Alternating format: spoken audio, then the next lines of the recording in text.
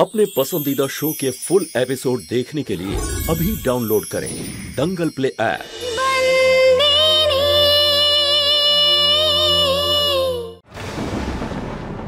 আসুন, আপনি এখানে বিশ্রাম করতে পারেন। কোনো কিছু দরকার হলে আমাদের ডাকবেন। এসব কি হচ্ছে? এই ছবি, এই হার, এমনটা নয় তো?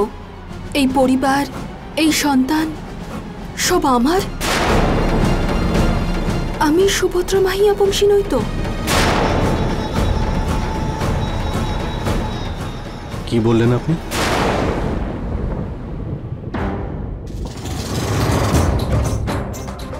দেখুন, আমি ক্ষমা চাইছি। দেখুন অনামিকা দেবী, আমার মাকে আমি খুব ভালোবাসতাম আর এখনো বাসি।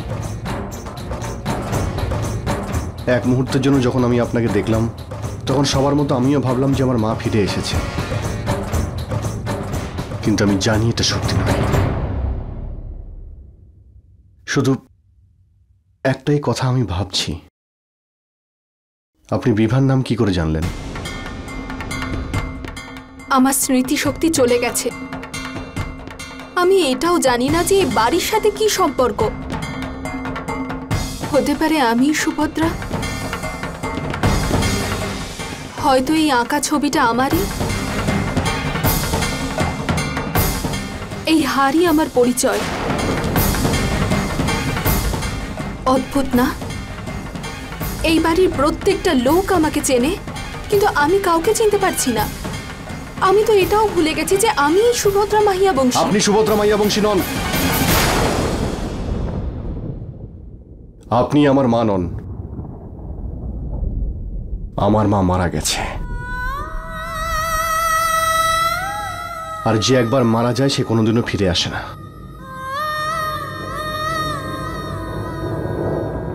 দেখুন অনামিকা দেবী, আপনি আমায় শুধু এটা বলুন যে আপনি বিভার নাম কি করে জানলেন? কারণ বিভা ঘুম পাড়ানি গান পছন্দ করত। ছোটবেলা থেকে গান না শুনে ও ঘুমোতই না।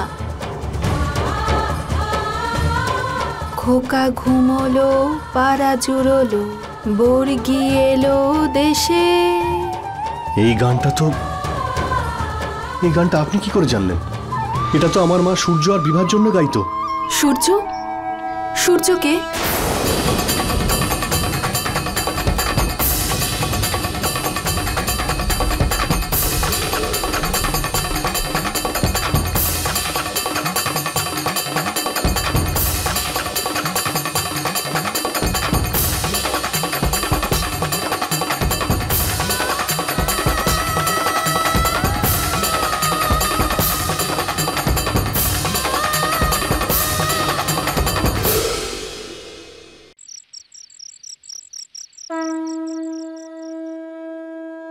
হে মা, আমি জানি না যে সব কি হচ্ছে, কিন্তু যা হচ্ছে সেটা সহ্য করার মতো শক্তি আমাকে দিও মা। এখন অবধি তোমার কাছে যা চেয়েছি তুমি আমাকে তাই দিয়েছ, কিন্তু এখন জীবনে আমি যে পরিস্থিতিতে এসে পড়েছি তা যেন আমি সহ্য করতে পারি, সেই শক্তি আমায় দাও। ওই মহিলা যে ভেতরে শুয়ে, ও মালকিন হোক আর না হোক, কিন্তু ওনার একটা সত্যি আমার জীবন বদলে দিতে পারে। আমাকে শক্তি দাও মা, আমি যেন আমার পরিবারের সবাইকে নিয়ে চলতে পারি। আমার মনে যেন কখনো ঈর্ষা না আসে।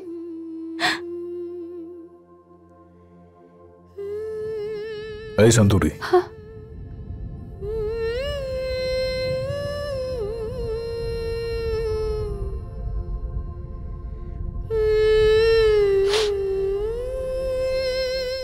কাঁদছিস কেন তুই? কিছু না মালিক, আসলে আমি মায়ের কাছে কিছু চাইছিলাম। আমি শুনতে পেরেছি তুই মায়ের কাছে ঠিক কি চাইছিলি। এবার আমার একটা কথা তুই ভালো করে শোন। এই যে মেয়েটি এসছে না, ও কিন্তু অনামিকা ও সুভদ্রা নয় একদম। আর যদি এই বিষয়টা নিয়ে তোর মনের মধ্যে কোনো রকম উথাল পাতাল চলে, যদি কোনো রকম সংশয় থাকে, দ্বিধা থাকে, সেটাকে বার করে দে। যদি উনি সুভদ্রা হতেন তাহলে সবার প্রথমে আমি সেটা বুঝতে পারতাম, তাই না? আমার মনের কাছে সেই খবরটা আসতো। সুভদ্রা আমার কোলে শেষ নিঃশ্বাস ত্যাগ করেছিল। বুঝতে পারলি তুই? আরো একটা বিষয় রয়েছে, তুই হলি ধর্মরাজ মাহিয়া বংশীর স্ত্রী। এই যে বিবাহটা আমি সম্পন্ন করলাম না তোর সঙ্গে, সেটা কোনো রকম চুক্তি নয়, কিন্তু মন থেকে আমি তোকে আমার স্ত্রী হিসেবে মেনেছি। বুঝতে পারলি? সেই কারণে আমার ওপর দায়িত্ব বর্তায় যাতে তুই, আর আমি তোকে কথাও দিচ্ছি যে আমি যতদিন বেঁচে থাকবো তোর খেয়াল রাখবো সবসময়। বুঝতে পারলি আমার কথা? চল যা এখন। আরে বললাম না আমি কান্নাকাটি বন্ধ কর, বন্ধ কর।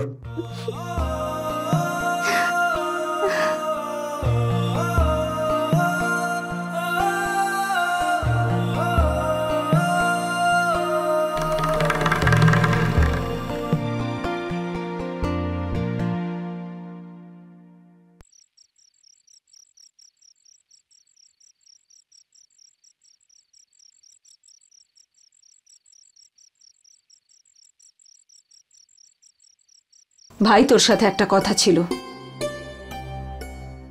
এসো না, ভেতরে এসো, বসো।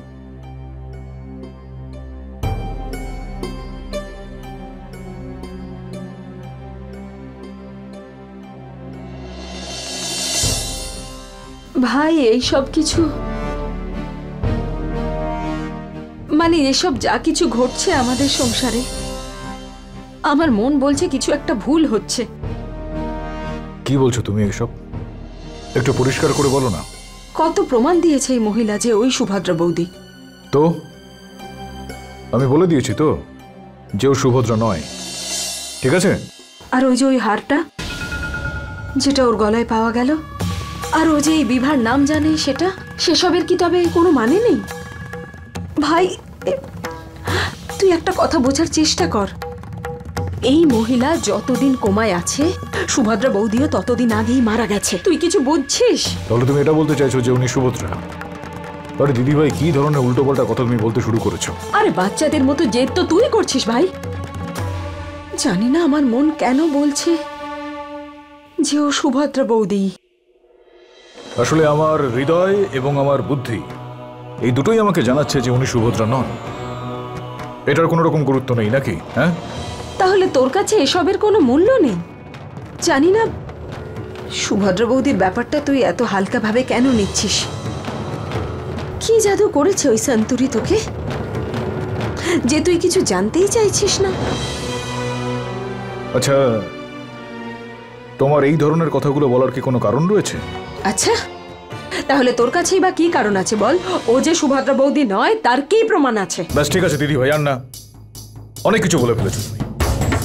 তোমার চিন্তা ভাবনার, তোমার স্বভাব দুটোই সমান।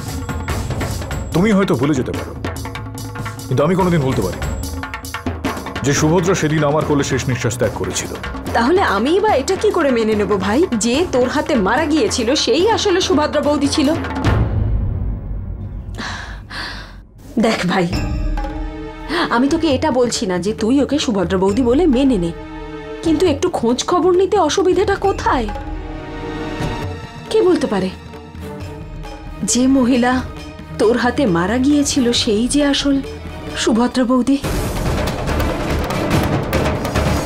আর যে ভাগ্যচক্রে আমাদের বাড়িতে এসেছে সেই সুভদ্রা বৌদি, আর আমরা তাকে চিনতে পারছি না।